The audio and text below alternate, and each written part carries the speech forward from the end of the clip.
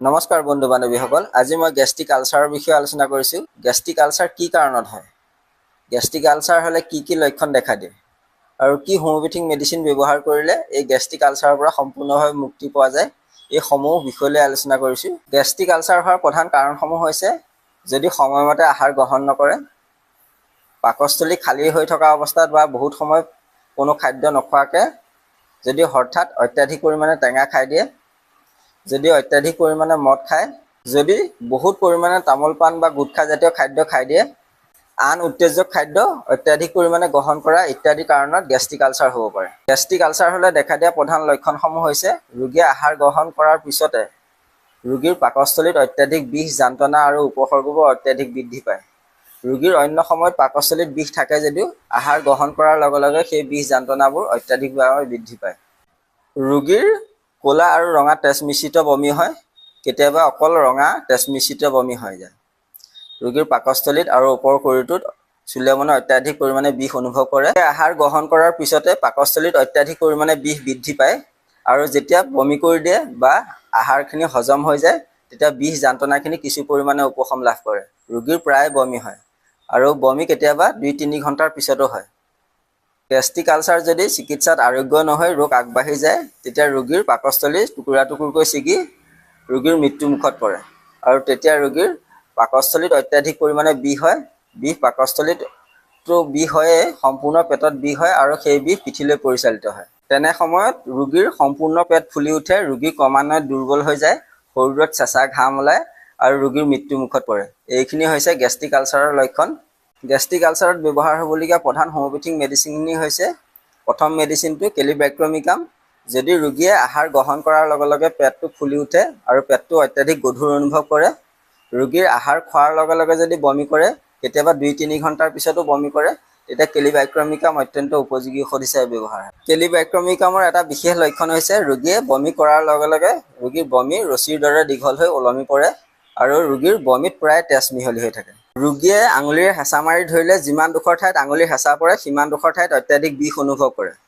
ৰোগীৰ ডিঙিত খেকাৰ লাগি থকাৰ দৰে অনুভৱ কৰে আৰু সেই খেকাৰ যেতিয়া পেলাবলৈ যায়, সেই খেকাৰ ৰছীৰ দৰে দীঘল হৈ ওলমি পৰে। যদি এই লক্ষণবোৰ পোৱা যায়, তেতিয়া কেলিব্ৰেক্টমিকাম অত্যন্ত উপযোগী ঔষধ হিচাপে ব্যৱহাৰ হয়। গেষ্ট্ৰিক আলচাৰত ব্যৱহাৰ হ'বলগীয়া হোমিওপেথিকৰ অন্য এটা গুৰুত্বপূৰ্ণ মেডিচিন হৈছে আৰ্জেণ্টাম নাইট্ৰিকাম। যিসকল ৰোগীয়ে অত্যাধিক পৰিমাণে মানসিক পৰিশ্ৰম কৰে আৰু মানসিক পৰিশ্ৰম কৰাৰ কাৰণে যদি অত্যাধিক পৰিমাণে শুকাই ক্ষীণাই যায়, কম বয়সতে বৃদ্ধ লোকৰ নিচিনা যদি চেহেৰা হয়, সেইসকল লোকৰ ওপৰত আৰ্জেণ্টাম নাইট্ৰিকাম অত্যন্ত উপযোগী ঔষধ হিচাপে ব্যৱহাৰ হয়। আৰ্জেণ্টাম নাইট্ৰিকামৰ অন্য এটা বিশেষ লক্ষণ হৈছে ৰোগীয়ে আহাৰ গ্ৰহণ কৰাৰ পিছতে বা আহাৰ গ্ৰহণ কৰাৰ লগে লগে পাকস্থলীত অত্যাধিক বিষ আৰু যন্ত্ৰণা অনুভৱ কৰে আৰু যেতিয়ালৈকে সেই খাদ্য হজম নহয় বা বমি হৈ নাযায়, তেতিয়ালৈকে সেই বিষ যন্ত্ৰণাবোৰ অত্যাধিক পৰিমাণে অনুভৱ কৰি থাকে আৰু বমি হৈ যোৱাৰ লগে লগে সেই বিষ যন্ত্ৰণাবোৰ উপশম লাভ কৰে। তাৰ লগত এটা বিশেষ লক্ষণ হৈছে ৰোগীৰ অত্যাধিক উচ্চ শব্দযুক্ত উগাৰ আহি থাকে। যদি এই লক্ষণবোৰ পোৱা যায়, তেতিয়া আৰ্জেণ্টাম নাইট্ৰিকাম অত্যন্ত উপযোগী ঔষধ হিচাপে ব্যৱহাৰ হয়। আৰ্জেণ্টাম নাইট্ৰিকামৰ এই লক্ষণবোৰৰ লগত ৰোগীয়ে খাদ্য খোৱাৰ লগে লগে ৰোগীৰ অত্যাধিক পেটটো ফুলি উঠে আৰু পেটটো ইমানেই ফুলি উঠে যে ৰোগীৰ উশাহ নিশাহবোৰ চুটি হৈ আহে। ৰোগীয়ে এনেকুৱা অৱস্থাত ভাৱ হয় যেন হাৰ্টৰ প্ৰব্লেম হৈছে আৰু নাৰ্ভবোৰ সম্পূৰ্ণ দুৰ্বল হৈ আহে। এই লক্ষণবোৰ যদি পোৱা যায়, তেতিয়া আৰ্জেণ্টাম নাইট্ৰিকাম অত্যন্ত উপযোগী ঔষধ হিচাপে ব্যৱহাৰ হয়। গেষ্ট্ৰিক আলচাৰত ব্যৱহাৰ হ'বলগীয়া অন্য এটা গুৰুত্বপূৰ্ণ মেডিচিন হৈছে আৰ্ছেনিক এলবাম। যদি ৰোগীয়ে আহাৰ গ্ৰহণ কৰাৰ লগে লগে বমি বা শৌচ হৈ যায় আৰু পাকস্থলীত যদি অত্যাধিক জ্বলা পোৰা কৰি থাকে আৰু সেই জ্বলা পোৰা যদি গৰম খাদ্য খালে কিছু সময়ৰ কাৰণে আৰাম পায় আৰু সকলো সময়তে বিষৰ কাৰণে ৰোগী দুৰ্বল হৈ আহে আৰু দুৰ্বল হৈ অহাৰ কাৰণে ৰোগীৰ অস্থিৰতা থাকে। অস্থিৰতা থকাৰ কাৰণে ৰোগীয়ে শুই থাকিলে বা বহি থাকিলে সকলো সময়তে ইকাতি সিকাতি কৰি থাকে আৰু ৰোগীয়ে মাজে মাজে মৰিম বুলি চিঞৰি থাকে।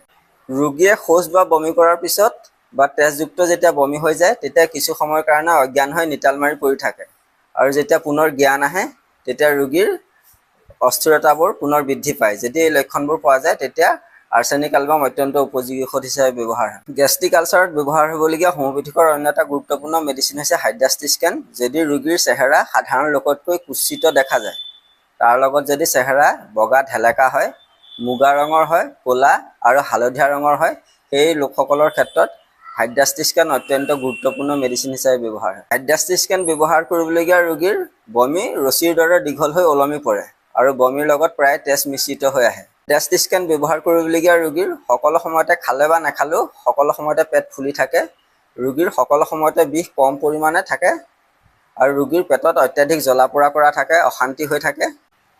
ৰোগীৰ যদি শৌচ নহয় তেতিয়া সেই অশান্তিবোৰ অত্যাধিক পৰিমাণে বৃদ্ধি পায় আৰু শৌচৰ লগত হাওঁযুক্ত পদাৰ্থ মিহলি হৈ আহে। যদি এই লক্ষণবোৰ পোৱা যায় তেতিয়া হাইড্ৰাষ্টি স্কেন অত্যন্ত উপযোগী ঔষধ হিচাপে ব্যৱহাৰ হয়। এইখিনিয়ে আছিলে গেষ্ট্ৰিক আলচাৰত ব্যৱহাৰ হ'বলগীয়া হোমিঅ'পেথিকৰ প্ৰধান ঔষধ।